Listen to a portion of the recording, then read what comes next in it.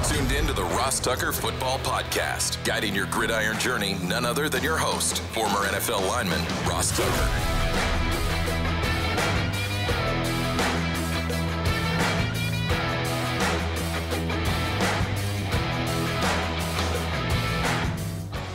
Oh, yeah, it is. But it's not just any Ross Tucker Football Podcast. It is a Finish Strong Friday, presented, of course, by DraftKings. What do we do on Fridays? Well, in about 30 seconds, I'll give you my thoughts on last night's Vikings-Eagles game, and then I'll give you my picks for each and every game, week number 2 in the NFL, the rest of them. But first, I like to give out winners. I love those of you that go the extra mile, that helps us in any way. It could be spreading the word via social media. Jason Deem retweeted a clip that we posted to @RossTuckerPod on Twitter. Thank you, Jason. Send me an email, ross@rosstucker.com. Let me know if you prefer a press pass or a signed picture, signed football card. Love sending you guys stuff. The sponsor confirmation email winner, Josh Melson. He was all over the Game Time app, which is awesome, very smart, because the Game Time app is amazing. So kudos to you, Josh. And then the YouTube shout out just made me laugh. David Whitney replied, I think, to the Even Money video on YouTube and said, can't believe David Putty is a handicapper now, which I thought was hilarious. Jack probably doesn't even know what that means. Do you know what that means, Jack? I got zero clue. Oh, my gosh. All right, homework assignment. You need to watch Seinfeld. Anyway, our patron of the day, Kyle Galvez. Love that we're racking up the patrons. Patreon.com/RTmedia. You want to be part of a community of folks that loves football, loves these shows? It's patreon.com/RTmedia. And it's Big Show time. The Big Show. All right, Ross. What are your thoughts on the Eagles? They ran all over the Minnesota Vikings. Kind of sloppy game, but it was 34-28 victory for the Eagles. Yeah, game just ended about 8 minutes ago in my hotel room here in Las Vegas because I'm calling Vanderbilt at UNLV Saturday night. I might have already said that when we were recording my picks for the weekend, but we want to get this posted as soon as possible for the international folks and for everybody commuting tomorrow morning. Strange game. Really strange game. The Eagles were out of sync early in the game, maybe the whole game in terms of a passing standpoint. I felt like Jalen Hurts was struggling in the first half. He had a bad interception. But what kind of saved the Eagles were all the fumbles by the Vikings. I mean, the punt returner fumbled once. Madison fumbled. The biggest play of the game was Justin Jefferson fumbling for a touchback when it should have been a touchdown. I mean, that would have given them the lead 14-10. Instead, it goes the other way, and the Eagles actually end up getting a field goal from Jake Elliott. 61-yarder, by the way, which was absolutely incredible by Elliott. And really, the Eagles were in a funk until they decided to just run the ball every play. They basically just decided, you know what? We're just going to run the ball with DeAndre Swift every play. And, Jack, I think you saw the tweet, but it was the best performance I've seen by a Swift at the Link in Philadelphia since Taylor in May. Now, is that like a dad joke, or is that legitimately a good tweet or funny? That's something. I don't know. I always get caught up with Taylor Swift jokes. Mike Gold Jr., I get caught up if it's a dad joke or if it's a youth joke, but it was funny. I got a chuckle. At any rate, the Vikings were moving the ball. You know, the Vikings struggled to protect Cousins, and the offensive line struggled against the Eagles' defensive line for sure. But without those 3 fumbles in the first half, the Vikings probably have a double-digit lead at halftime. Because the Eagles, they only moved the ball well. They had a bomb to Devontae Smith that had to settle for a field goal. They only moved the ball on the drive where they were on the ground.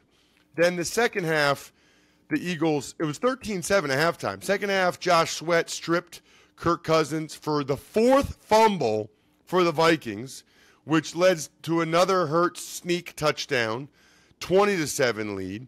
Then They get a stop. Hurts throws a bomb to Devontae Smith while he's getting crushed. It's 27-7. And you're thinking the Eagles are just going to run away with this thing. But that's not what happened. The Vikings kept playing. Jordan Addison caught a bomb from Cousins. And so it's 27-14 with 9 minutes to go in the third. The Vikings then have another drive. They get to within 27-21.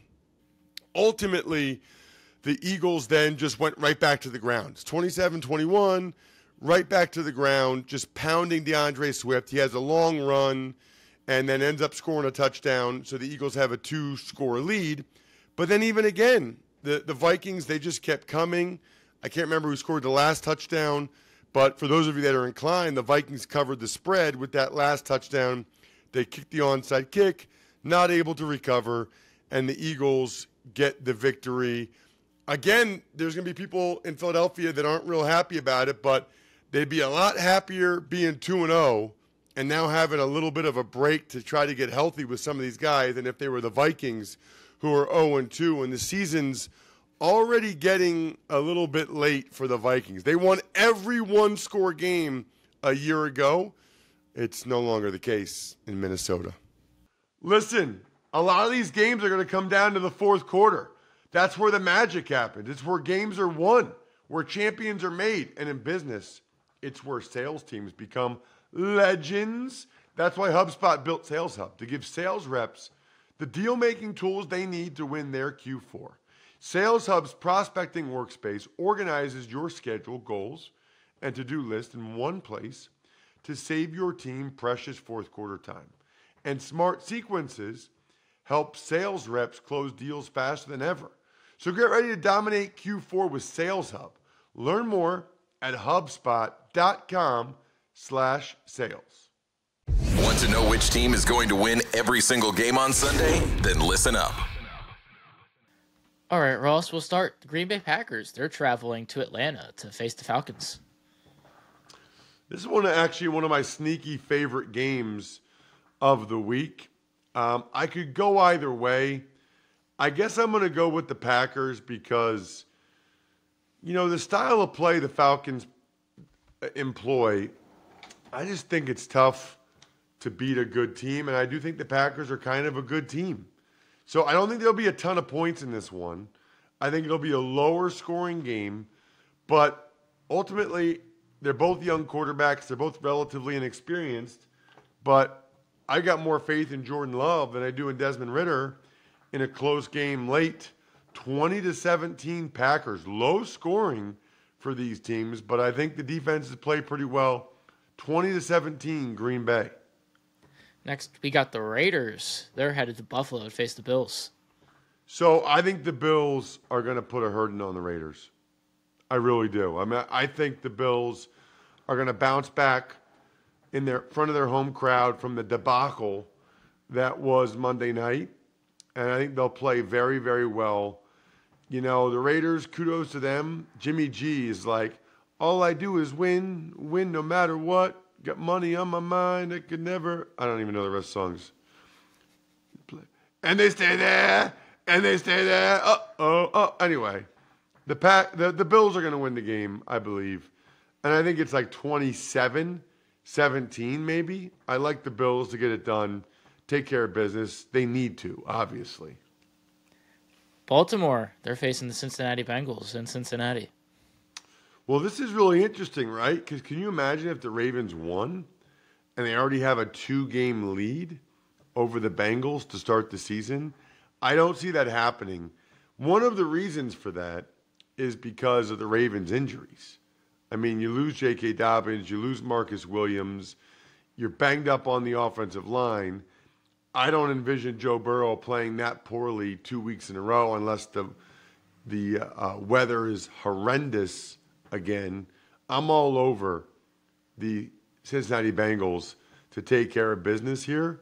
This one feels more like 24-17 to me, Cincinnati. Seattle Seahawks, they travel to Detroit to face the Lions. That was a really bad loss by the Seahawks. And I expect them to play better. But man, the Lions have had extra time for this one. Seahawks are on the road. I can't do it. I can't pick the Seahawks to win this game. I'm going to take the Lions at home to get to 2-0. And the Seahawks, a team I talked about maybe winning the division, a team I talked about maybe, going on an NFC championship run, I think they fall to 0-2. I mean, they put Abe Lucas, their starting right tackle, on IR. There's a lot of bad things going on right now in Seattle. I'll take Detroit to continue the momentum. That crowd is going to be going bananas, and I love them for it. 27-17. I think the Lions win somewhat comfortably. 27-20. 27-20. Next, we got an AFC battle with the Houston Texans hosting the Indianapolis Colts. I would have gone with rookie quarterback battle, Jack. AFC is really generic. You could have been more specific. You know what I mean? Well, I said AFC South. That's not too generic. Oh, I didn't hear you say South. Must have been a blip on the old connection there. Yeah, it's better. Still would have gone with rookie quarterbacks. That's okay. I'll take the Texans in this matchup. They're at home. I actually thought they did some positive things against the Ravens. Richardson's a little bit banged up, but first-year head coaches, rookie quarterbacks, I think they both know that, they're not going to the playoffs this year, and these guys are like scratching and clawing for every win because it really helps with the buy-in for the players, right? It really helps. It's a reward, and it just, you're not going to go 0-17, and you feel better about it. So this is going to be an under-the-radar, interesting game. I'm on the Texans, though, in this one. Not a ton of points. 21-20 Houston.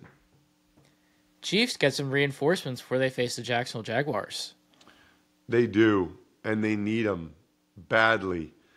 I'll be very curious to see if we get the full Kelsey, the full Chris Jones, because that's obviously extremely important. And this is one of those games, Jack. Look, I can see the Jags winning. I'm not picking the Chiefs to go 0-2. I'm not doing that. Okay?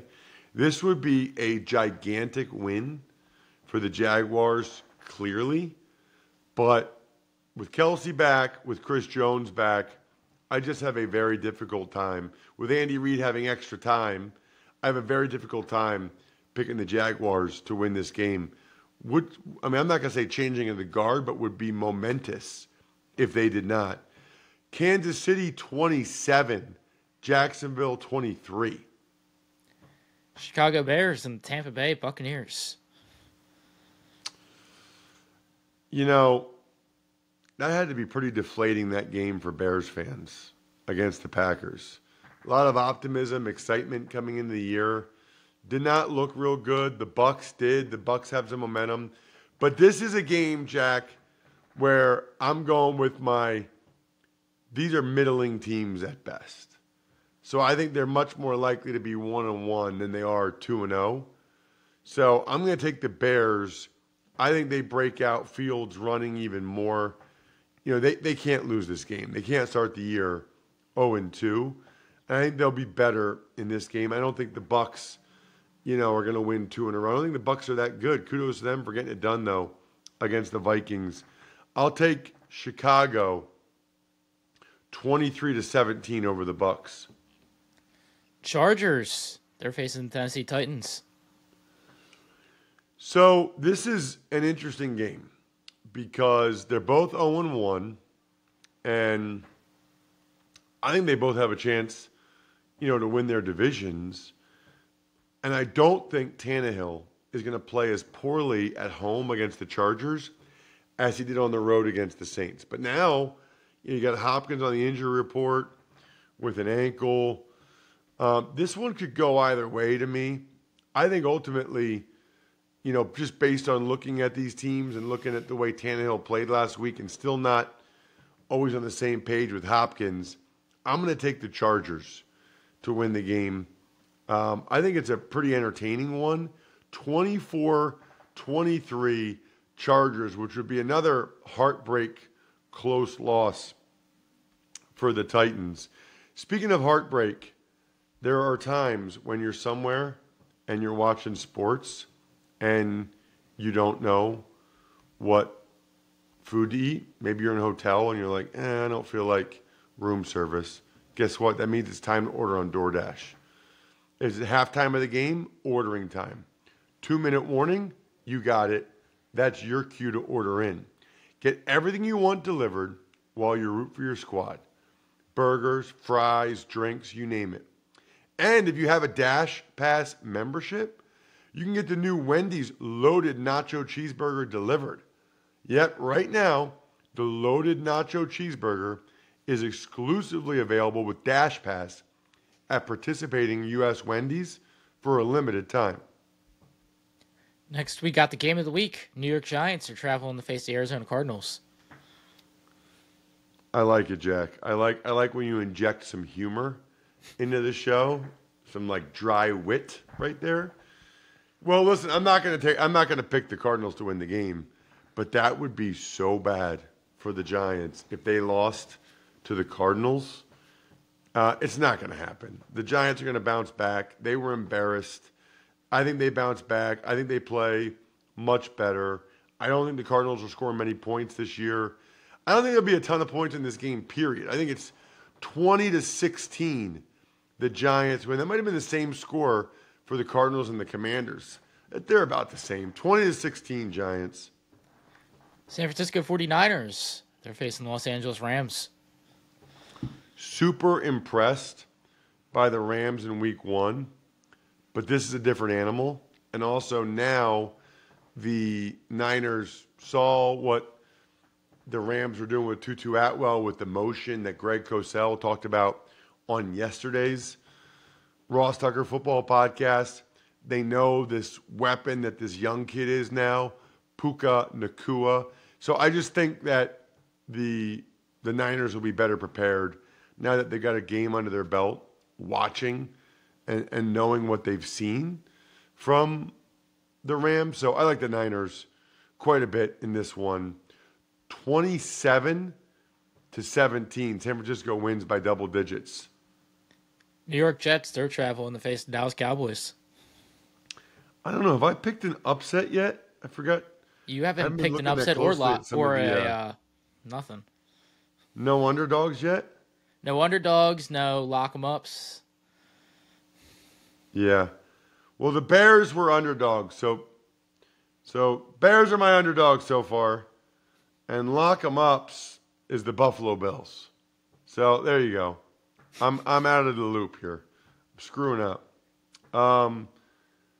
Jets Cowboys. I mean, Cowboys are another one you could think about locking up. That would surprise me if Zach Wilson.